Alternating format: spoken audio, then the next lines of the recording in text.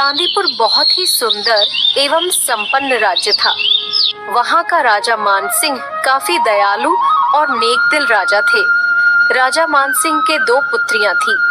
दोनों राजकुमारियां बहुत ही सुंदर थीं, लेकिन जो बड़ी राजकुमारी थी वह सुंदर होने के साथ साथ काफी समझदार भी थी।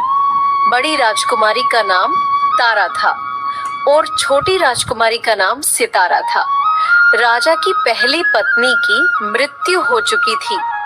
माता की मृत्यु के समय दोनों पुत्रियां बहुत छोटी थीं। उसके बाद दोनों पुत्रियों के पालन पोषण की जिम्मेदारी राजा पर आ गई थी। राजा अपनी बेटियों को बहुत प्यार करता था। राजा अपनी दोनों राजकुमारी की बहुत अच्छे से देखभाल करता था। वह उनके लिए तरह तरह के भोजन बनवाता और अच्छे अच्छे कपड़ों का प्रबंध करता था। दोनों राजकुमारियों को अपनी माँ की बहुत याद आती थी। उनको जब भी उनकी माँ की याद आती, वो दोनों उनकी माँ की समाधि पर चली जाती थी। दीदी, मुझे माँ की बहुत याद आ रही है।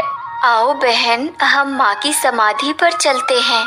इतना कहकर तारा और सितारा उनकी माँ की समाधि पर चली जाती है। उनकी माँ की समाधि जंगल में बनी हुई थी। थोड़ी दूर चलने के बाद वो दोनों उनकी माँ की समाधि पर पहुँच जाती है और वहाँ जाकर अपनी माँ की यादों में खो जाती है। माँ, हमें तुम्हारी बहुत याद आती है। माँ, तुम कहाँ चली गई हमें छोड़कर? माँ, तुम हमें छोड़कर क्यों चली गई? दोनों बहनें अपनी माँ को याद करते हुए रोने लग जाती हैं।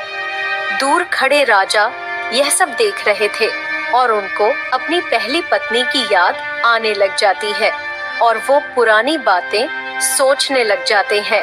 वैद्य जी, कुछ समझ आया। रानी को क्या बीमारी है? वैद्य जी, कैसे भी करके रानी के प्राण बचाइए। महाराज, हमें माफ कर दीजिए। हमारी कोई भी दवा रानी पर असर नहीं कर रही है। तो फिर कोई दूसरा उपाय? ना महाराज, आशा बहुत ही कम है। इतना प्रयास तो कर चुके हैं, अब ऊपर वाले का ही भरोसा है। माँ, आंखें खोलो। माँ, उठ जाओ। माँ, तुम जल्दी ठीक हो जाओगी। आंखें खोलो माँ। माँ, आंखें खोलो। महाराज, रानी अब नहीं रही। माँ, आंखें खोलो।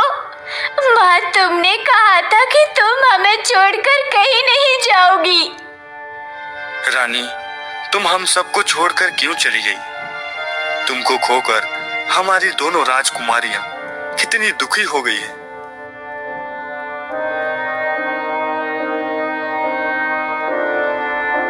बेटा, तुम्हारी माँ हमारे पास ही है। अब महल चलो बेटा, शाम हो गई है। इतना कहकर राजा अपनी दोनों पुत्रियों को लेकर महल की ओर चले जाते हैं।